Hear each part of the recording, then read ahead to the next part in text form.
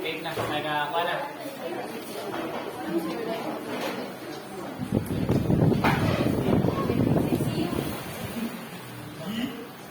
So, hello everyone, and good morning. We are the group 7, and we are going to discuss about the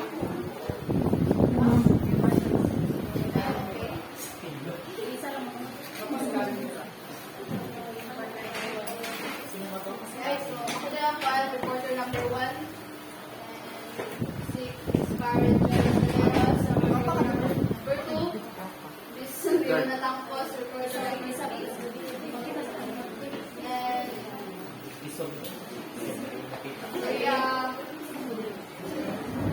Marie Vergara reporter number 4 Christine Tagaro reporter number 5 Shaira Susmelia, reporter number 6, and reporter number 7, Mr. John Carlos Basket. Okay, so the learning outcomes of our report for today is to demonstrate the knowledge of gene therapy and its various forms, identify and distinguish the two types of gene therapy, and appreciate the importance of gene therapy. So, the aspect of gene therapy. So, before anything else, before ko proceed sa discussion, kay ako lang sa i-insert sa ikahiyan sa GMO of gene therapy since kay silang duha kay type man sila of genetic engineering. So, atong i-share ninyo kung sa ilang distinct na pagka differences para dili po mag-evolve if ever matuloy siya sa kaya natin lang. So, gene therapy involves replacing a defective or missing gene in a patient's body with a healthy one, while GMO involves manipulating living organisms such as plants, animals, and microorganisms. So, gene therapy is a medical procedure, while GMO is an agricultural practice. So, gene therapy involves the introduction of genetic material in the patient's body to compensate for a missing or defective gene and genetically modified microorganisms, which involves the introduction of recombinant DNA or the combination of two or more gene sequences from species into one another to modify or improve the organism's traits. So, gene therapy is intended to treat specific diseases or conditions in humans or animals, while GMO crops are manipulated to improve their characteristics such as taste, nutrition, yield, or resistance to pests and diseases. Gene therapy focuses on individual traits or genes, while GMO focuses on traits on genes of plants or animals in a broad scale.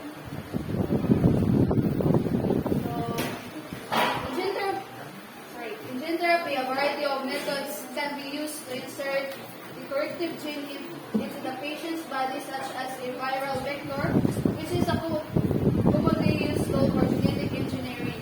So, they involve using harmless virus to deliver a gene of interest, or a naked gene, or do not use a virus. In contrast, GMOs involve inserting genetic material from one organism into another using recombinant DNA technology to produce a desirable trait. So, in conclusion, gene therapy and GMOs are two distinct genetic engineering techniques, and it is important to understand the differences between them. So, ako sa gene therapy focuses on individual traits or genes in humans or animals, while GMO focuses on traits or genes of plants or animals on a broader scale. So, introduction sa gene therapy. Medical science has detected many human diseases related to defective genes. This type of diseases are not curable by traditional methods like taking readily available medicines, and gene therapy is a potential method to either treat hereditary related human diseases. So, kini sa kay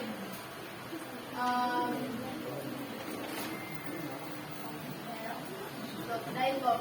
Human gene therapy was actually first realized in exhibition 1. The first recombinant DNA experiments were planned. So it can be simply viewed as insertion of RNA into a patient's tissue that hope to successfully eradicate the targeted disease. It was actually inspired by the success of recombinant DNA technology, which occurred over last years. Without a doubt, gene therapy is the most promising yet possibly unaffordable medical field being studied. Next. So, gene therapy has become an increasingly important topic in science-related news today. So, it's because siguro no, as science and technology evolve, ang mga a lot of mga doctors po na curious po ba, kailangan sila of something na maka-cure po sa mga sakit na mga inherited na nga, gusto siya parang kwaon lang or ayon na sa mga normal lang mga medications. So gene therapy is a promising new field of medicine defined as using genetic material to modify an individual's genetic makeup for therapeutic benefit. So the aim of gene therapy is to successfully integrate corrected therapeutic DNA into the genome or the complete set of genes or genetic material present in a cell or organism of cell to alter gene expression and encourage protein synthesis or the creation of proteins by cell that uses DNA, RNA, and various enzymes to correct genetic diseases.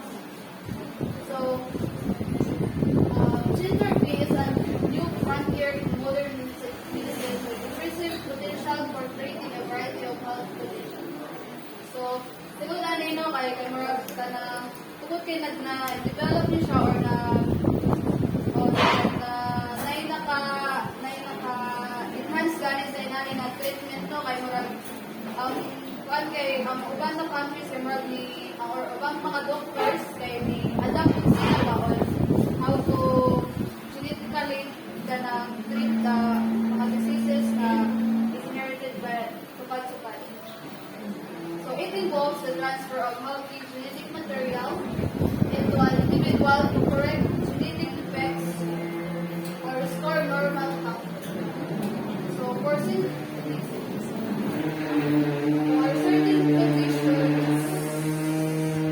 such as resistant viruses or a disease that causes sticky mucus to build up in the lungs or the digestive tract and other areas of the body. So kanis na kay mga examples siya sa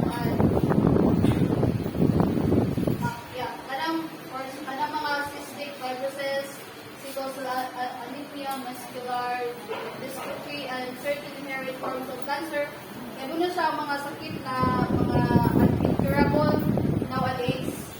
Nganit pa na yung mga ng long-term treatment. Then, dili pa dyan siya sure kung kanang tambal na yung gihatag mo is makapatay ba dyan sa bukod sa mga virus or sakit na yung nakuha sa kansiyang pag-anak or inherited by sa iyang family.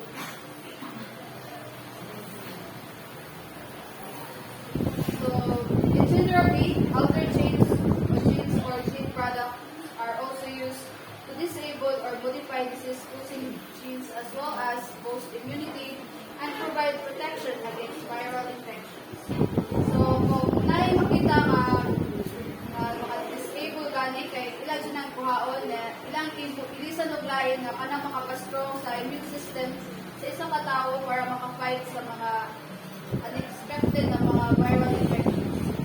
So, most gene therapy techniques focus on delivering genetic material to affected cells and tissues. So, the delivery of genes either directly to affected cell or that biovector-mediated delivery, such as viruses, guides the expression of the desired protein, thus making gene therapy a one-of-a-kind potential treatment. So, pwede din siya directly i-apply or i-deliver sa genes. So, pwede po siya via vector, na tawag yung kanina viral vector na gamitan o mga harmless viruses ibutang sa gene para maka-fight sa uban na makapa-alleviate sa uban na virus kung na cause sa sakit.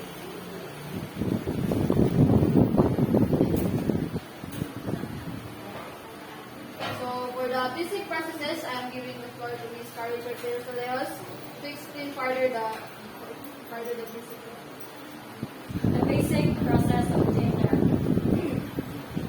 It is a replacement of mutated gene that causes disease with a healthy copy of the gene. It is an inactivation of a mature gene that is functioning improperly, introducing a new gene into the body to help fight a disease. So, this is several approaches to gene therapy are being tested, including replacing a mutated gene that causes disease with a healthy copy of the gene, inactivating or knocking out a mutated gene that is functioning improperly, introducing a new gene into the body to help fight the disease. So, where sa ulit niya? So, kung sabi din siya, ayaw ang pag-process niya kay ang mga good genes kay ga-insert or ipang-common ang mga katong mutated genes gikan sa atong mga cell para di na maka-cause og sakit. Ang gigamit na din nila kay stem cells kay kani siya kay maka-repair o regenerate sa mga damaged tissue. In general, a gene cannot be directly inserted into a person's cell.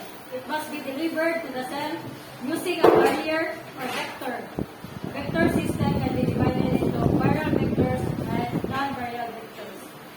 So, kani vectors are the one who transfer the desired gene into the target cell. Itawag din sila vehicles of gene delivery. Kaato ni masabtan ang viral vectors o non-viral vectors kaya ato ni tanawin mga video.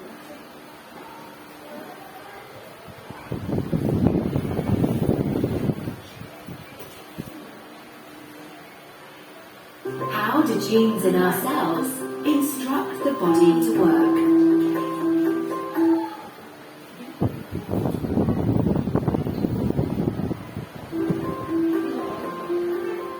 Cells are the basic building blocks of all living things.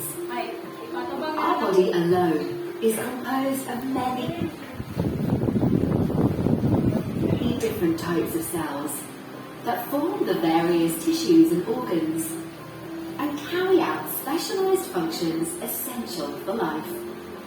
Cells are made up of many parts, like a house with many rooms, each with a different function. The nucleus of the cell serves as the cell's command center. Let's imagine a nucleus as the kitchen of the house. The nucleus hosts our genetic material called DNA, which, just like a cookbook, contains many recipes, our genes. Thousands of different genes can be found in our DNA, and these will guide and instruct the cell on how to make proteins. Different proteins can be imagined as different dishes or meals. Proteins do most of the work in the cells. Sometimes there may be an error in the recipe to make a specific protein. The protein coming from this incorrect recipe will likely not work properly. These errors are usually called genetic mutations and can cause medical conditions known as genetic disorders. What is gene therapy and how does it work? Gene therapy is a technology that has the potential to treat or prevent the progression of genetic disorders. Depending on the problem that is present, scientists can use gene therapy to remove and or replace faulty elements of a gene. This is called gene editing. Prevent the production of a specific protein. This is called gene silencing. Transfer a full copy of a gene to correct a faulty or missing one. This is called gene transfer. In order to transfer genes or replace incorrect ones, gene therapy uses a vehicle called vector. The vector functions very much like a delivery package with an address that will deliver a correct recipe for a specific gene or transgene right into our house. The package will be delivered to the kitchen of the house, or nucleus, to produce a protein of interest, a protein our body needs that is either incorrect or missing. We can think of viruses as natural vectors, as they have the ability to transfer genes when they infect people. Scientists use different types of viruses as vectors, but these are modified so they can't cause disease when used in people. Adeno-associated viruses, AAVs, are among the most promising vectors to be used in gene therapy because they are relatively harmless viruses. AAVs are usually very small, therefore they have a limited packaging capacity, meaning that AAVs can only contain and therefore deliver relatively small genes. This characteristic may limit the use of AAVs in genetic disorders that require the transfer and the correction of large genes.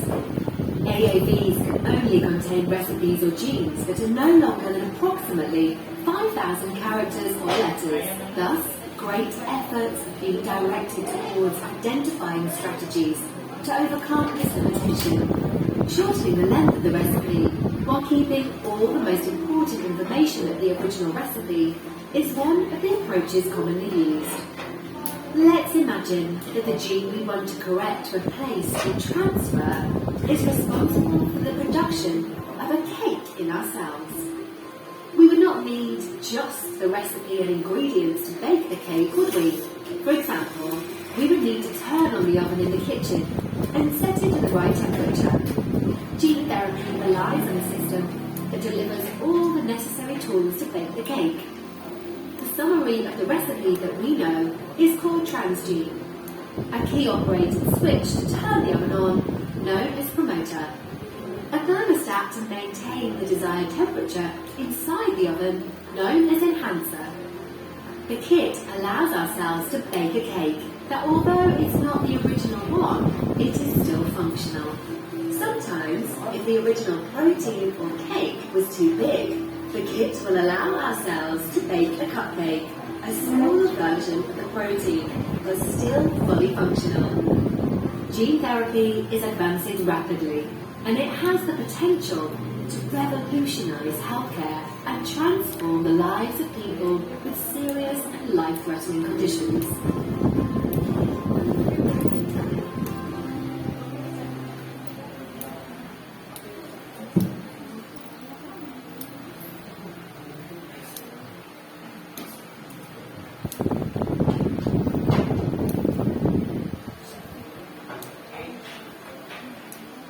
Balik na sa itong topic. Ngunit sa yun sa tuwan mag-work sa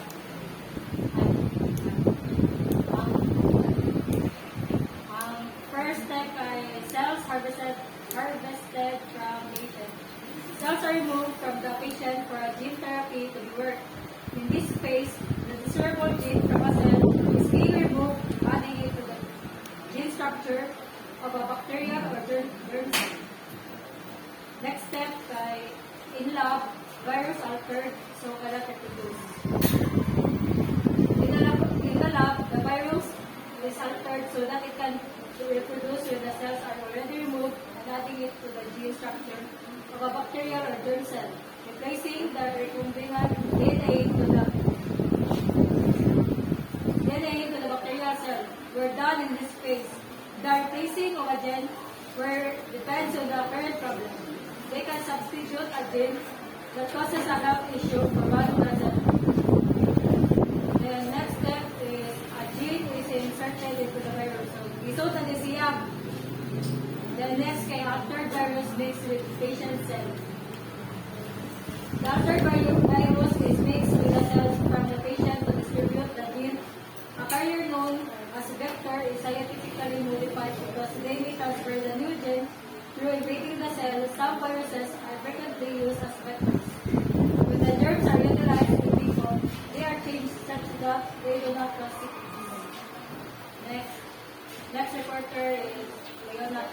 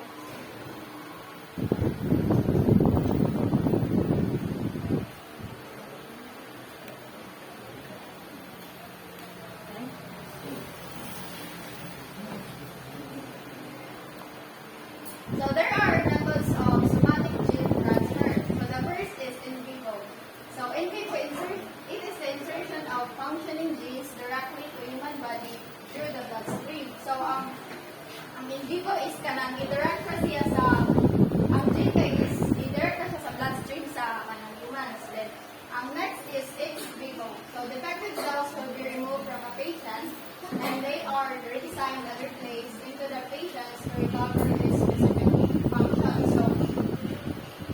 So ang kanang sa ex vivo kay ang defective na cells kay i-remove siya sa patient then nato sa process sa kuan gani kanya sa gene therapy kay i-ato sa lab mo to insert ang bacteria sa kuan then mo to na ibalik sa patient.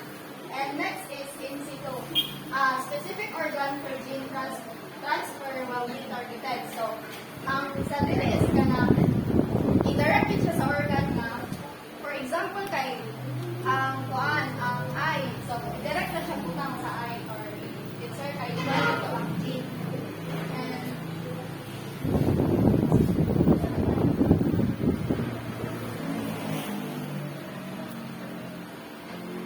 so, the next type of gene therapy is germline gene therapy. So, it is the transfer of section of brain cells that produce eggs or sperm effects of gene therapy will be passed onto the patient's children and subsequent generations. It is applied on rice, embryos, sperm, or eggs. So, kay kanang ang kay ma-transfer gani sa ma-inherit siya sa musunod na generation sa, for example, kay kanang patient kay ano na siya o kanang gene therapy dito sa iyang germ at sa kanang sa iyang sperm or sa reproductive kanang kuan niya. Once kay nakuha naman siya dito, so may inherit na siya sa sunod na generation sa kanang. So this is the differences between somatic and germline gene therapy. Somatic refers to the alteration of genome of somatic cells by transferring the recombinant genes, and it uses somatic cells. And the alterations done by somatic gene therapy are non-reproducible. So kanang dili siya mo ma-inherit sa iyang generation. Then,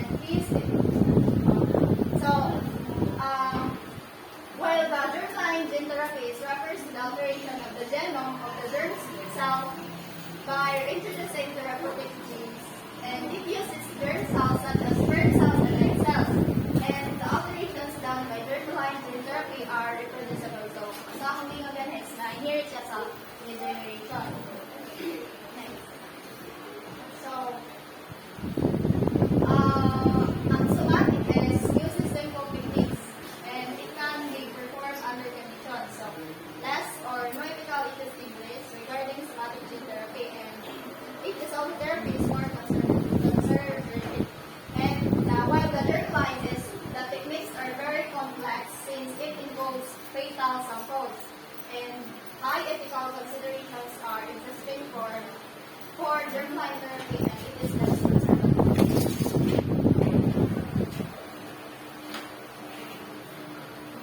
So,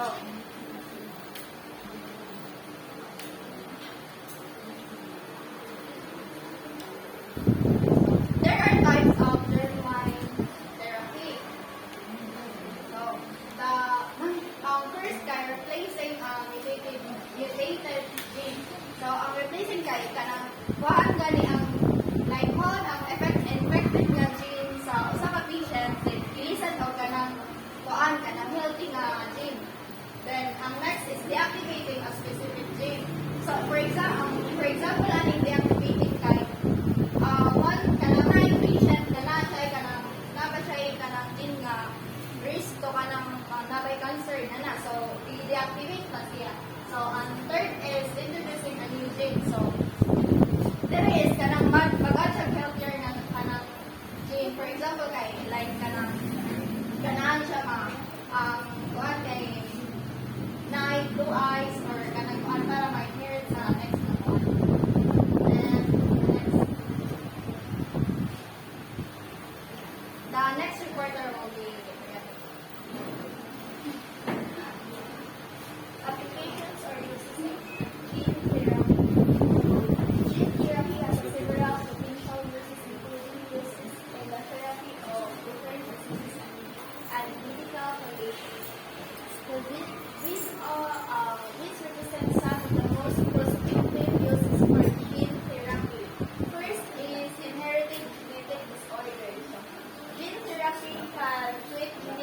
disorder by replacing or repairing faulty genes.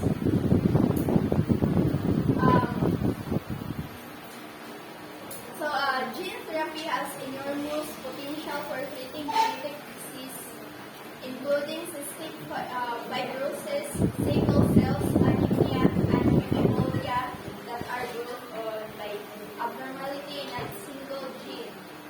And it has the ability to treat or lessen the symptoms of various illnesses by substituting or repairing the damaged gene. So, ang inherited genetic disorder kay pwede ka makakuag gene therapy for the abnormality sa gene. So, pwede ka maka-substitute of gene.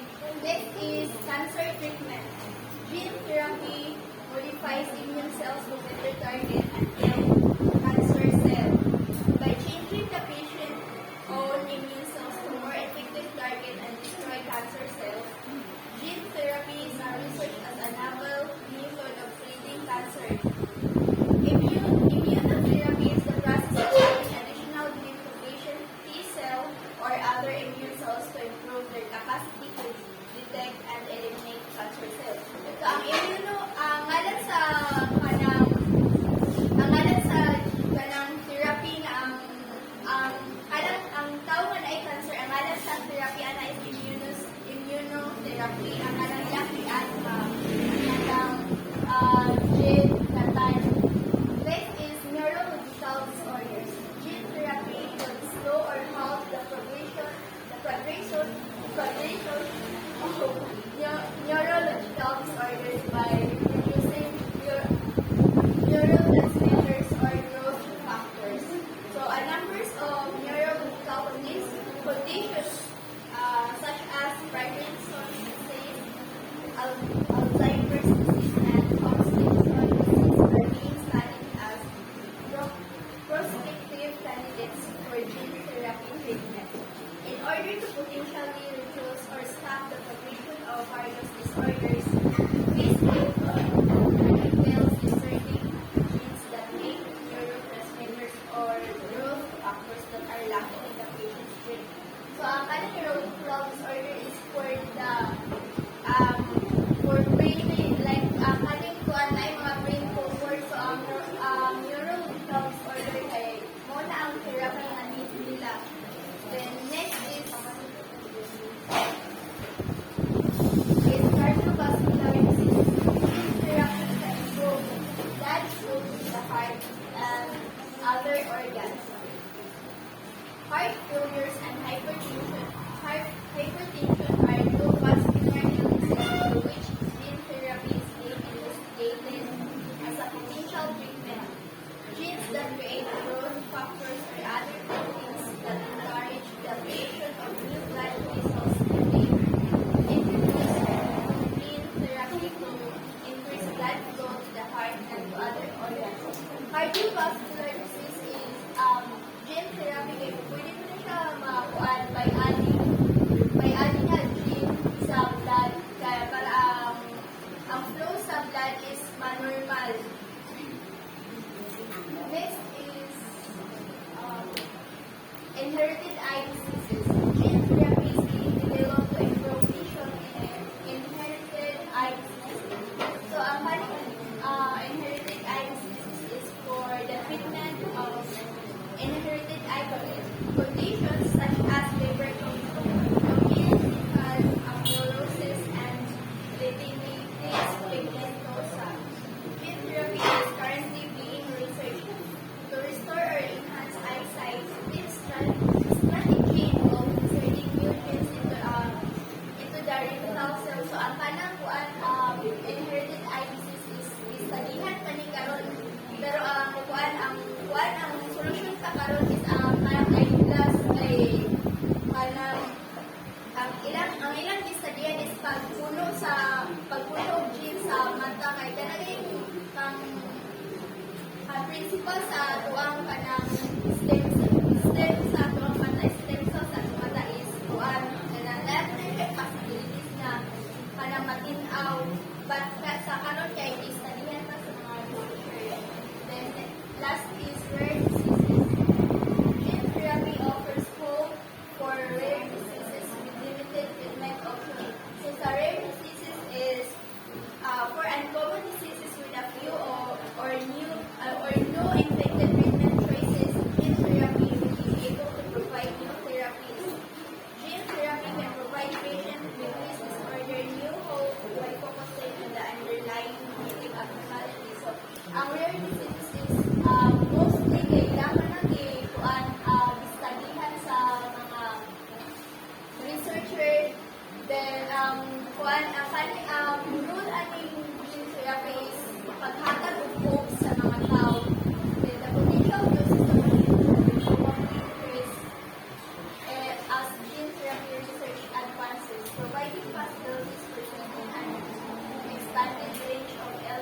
and disorders. It is important to identify that gene therapy is still an emerging area and research in its long-term efficacy as well as safety is ongoing.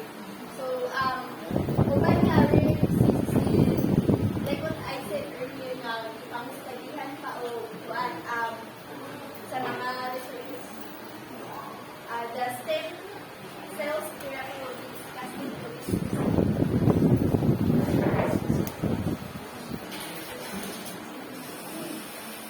Good morning, everyone. Why is there such an interest in stem cells? Any idea? Because researchers hope stem cells studies can help increase understanding of how diseases are born, generate healthy cells to replace cells affected by diseases, and test new drugs for safety and effectiveness. So what is stem cell therapy and how does it work? Stem cell therapy is a form of regenerative medicine designated to repair damaged cells within the body by reducing inflammation and regulating the immune system. So stem cell therapy is also known as regenerative medicine. This promotes the repair response of disease, dysfunctional, or injury tissue using stem cells or their derivatives. The best defined and most extensively used stem cell treatment is hematopoietic stem cell transplantation. For example, bone marrow transplantation to treat certain blood and immune system disorders to rebuild the blood system after treatment for some kinds of cancer. So where are stem cells come from? There are two sources of stem cells. First is somatic stem cells. These are undifferentiated cells found throughout the body after development that multiply by cell division to replenish dying cells and regenerate damaged tissues. So, somatic cells, sometimes called as adult stem cells, are undifferentiated cells that reside among differentiated cells in a tissue or organ. So, this cell have the ability to renew themselves and differentiate into specialized cell types. And their primary roles are to maintain and repair the tissue in which they reside.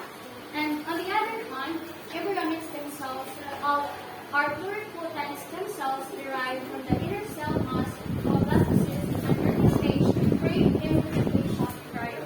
So these stem cells come from embryos that are 3 to 5 days old. At this stage, an embryo is called blastocyst and has about 150 cells. Kaning cell can divide into more stem cells or can become any type of cell in your body.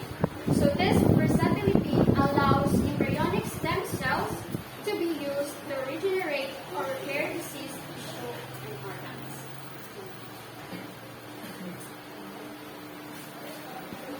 The applications or uses of stem cells is to regenerate the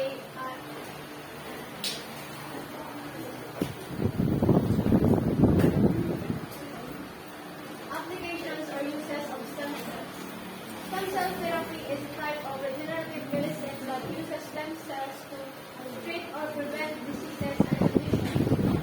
Stem cells are special cells from the body that can divide, multiply, and change into different cell types. For example, kanang na injury ka na balik ang bukog kay kanang ang stem cell kay pwede na siya i-inject sa imuhang balik ang bukog niya mo na siya masumpay na siya balik kay stem cell kay paano na siya stem kanang cells nga mo change siya kung say need nga cells sa imuhang body. Yeah. These cells can be used to repair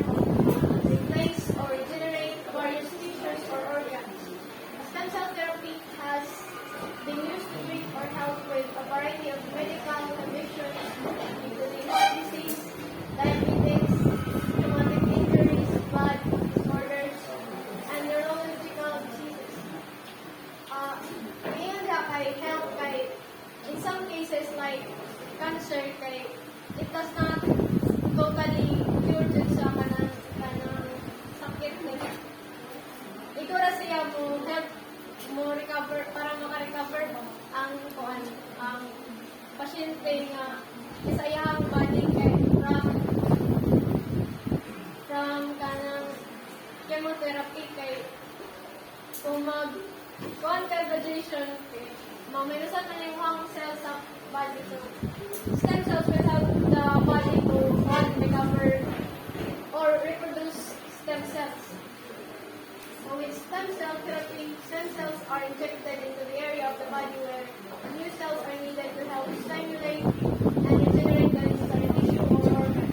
In some cases, stem cells can be used to create entire organs such as the heart and liver. The stem cells can also be used to repair damaged tissues and organs and to study conditions such as cancer and birth defects. Overall, stem cell therapy has the potential to revolutionize the way we treat diseases and injuries, offering hope of cure for many different illnesses and infections.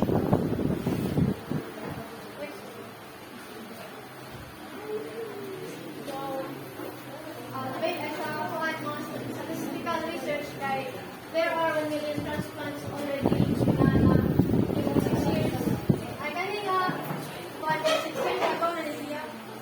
And how much more karon daghan na siguro kayo kanang therapy na nahimo. Yang example na kay sa Intuan. Sa Joseph Estrada niya. Nagpa-stem cell therapy na siya niya. Kanang siya nga ato na daw kay Loya pa siya niya pa-stem cell therapy niya kay work ethic industry. O kanang ang example sa dana kay kanang kaya na ganyan yung magpagwapa. Kaya na skin ba? Magpagwapa ka na. Hindi ka gani parang mga bata ka na. Ako lagi na na. Hindi ka na-inject. Para mabalik yung mga skin mo.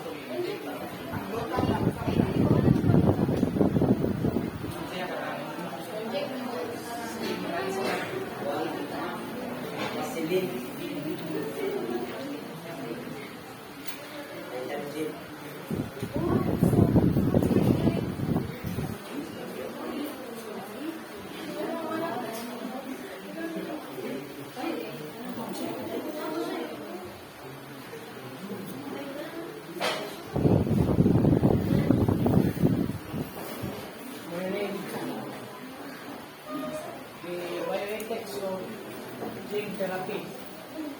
So, bioethics, study of medical issues emerging in our sciences in biology, medicine, and technologies.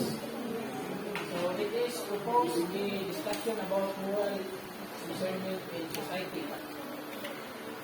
So, bioethics in gene therapy. Germline germ therapy causes risks not only for patient but also to future generations. Germline germ therapy raises difficult ethical questions related to human nature enhancing human traits, parental control over children, discrimination, and social justice. So, gene therapy ay lima ba issues or questions na involved. So, ang una kay how good and bad uses of gene therapy we distinguish. So, gene therapy is a cutting edge of medical treatment that has pros and cons. So, gene therapy can be life-saving for some people with specific medical conditions, but it is associated with their pros and effects. So, gene therapy ay naay pros and cons, na expensive siya, na ako sa'yo ka ng side effects. So, ay nagawa kay who decides which traits are normal and which constitute a disability or disorder. So, ano yung nagawa kay wala kayo kung mag-search ni yung answer diba ni kay scientist yung mag-decide. Ikatulog, the high cost of gene therapy make it available only to the wealthy. So, ang answer ay yes. Only the upper class of the society would be able to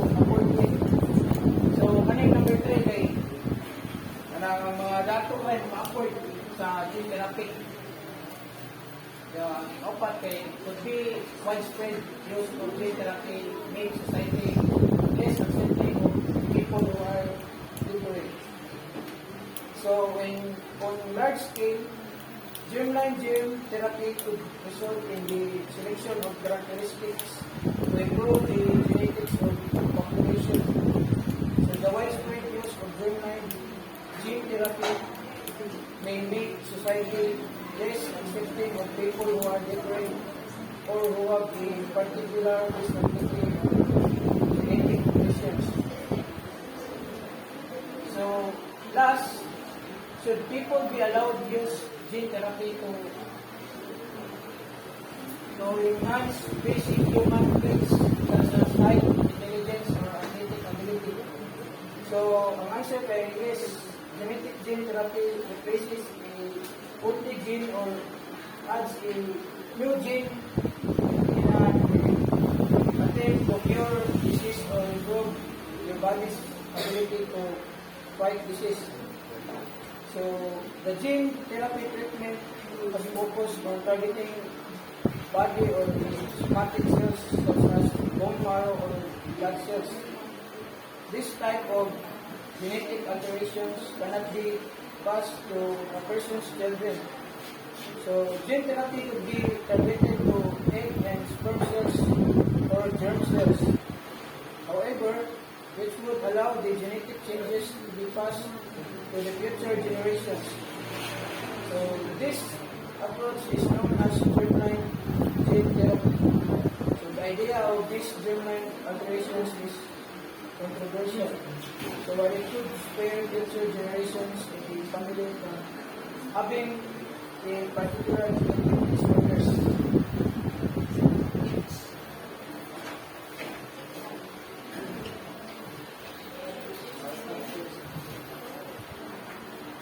So now, we will proceed to the status of gene therapy in the Philippines. So currently, gene therapy is still in the experimental phase, and the regulations governing its use are still developing. So dapat pangutanan ninyo. So ngayon pa under develop nagpunta sa develop stage karon sa gene therapy. Anyone?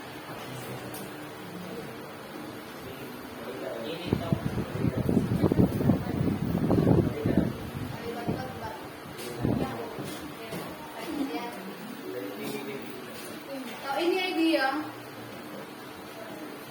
why is gene therapy still in the phase of developing sa ating country? Yes, I think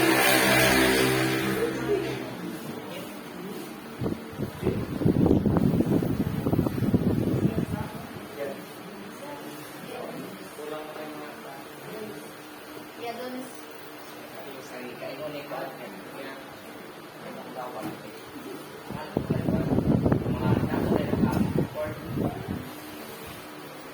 idea. Yes, thank you. So, ano ba lain? Ang question kay why is gene therapy still in the still in developing phase sa Philippines?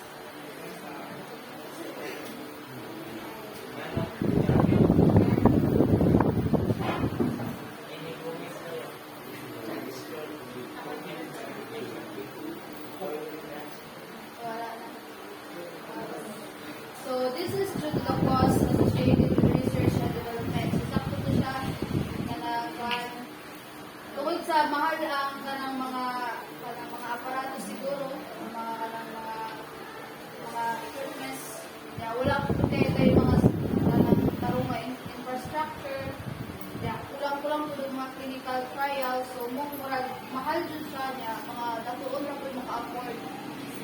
So, despite sa inamin na situation,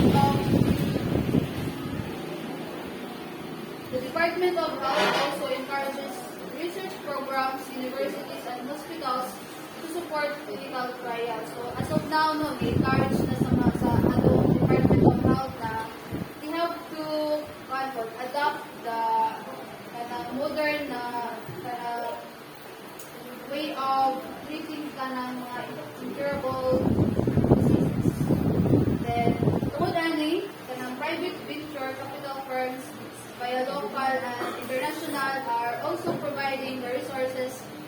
necessary to continue the development of gene therapy in the Philippines. So, dahil kayo yung mga sponsorship siguro na naabot ko nahatag sa Philippines, ang kulang na lang is ang pagkuhan kay siguro kulang po po yung mga doctors na mga doctors na kawod or genius sa inaning kapitan.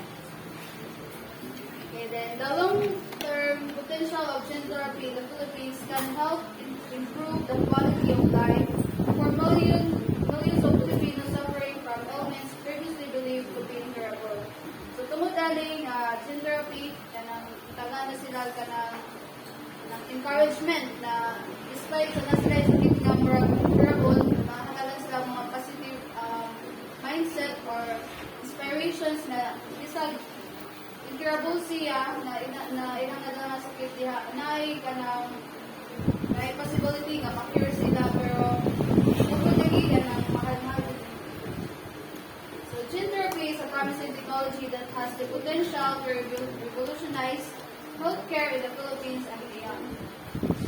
So to summarize, gene therapy has the potential to create a permanent change in an individual's genetic makeup. So there are ethical considerations that need to be looked at. So para sa gingon ni Mr. Vasquez, may mga bioethical na di natin consider kay hindi man po kaya bigay na in-develop na inana kay sakto na jud or like successful jud ba.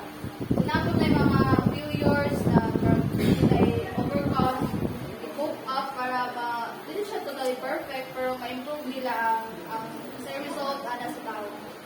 So, considerations include the implications of making changes to the germline and the potential long-term effects of treatments.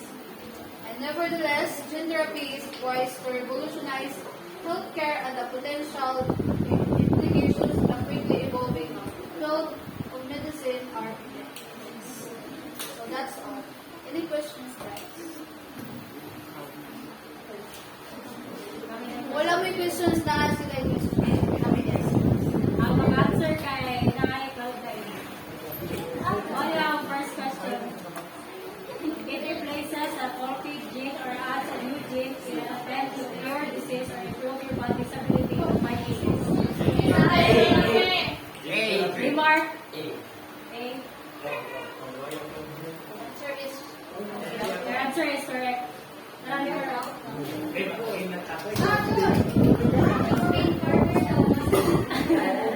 Question number 2. What do you call by the process of adding of gene to the patient? It is for answer immunotherapy. Layak and correct.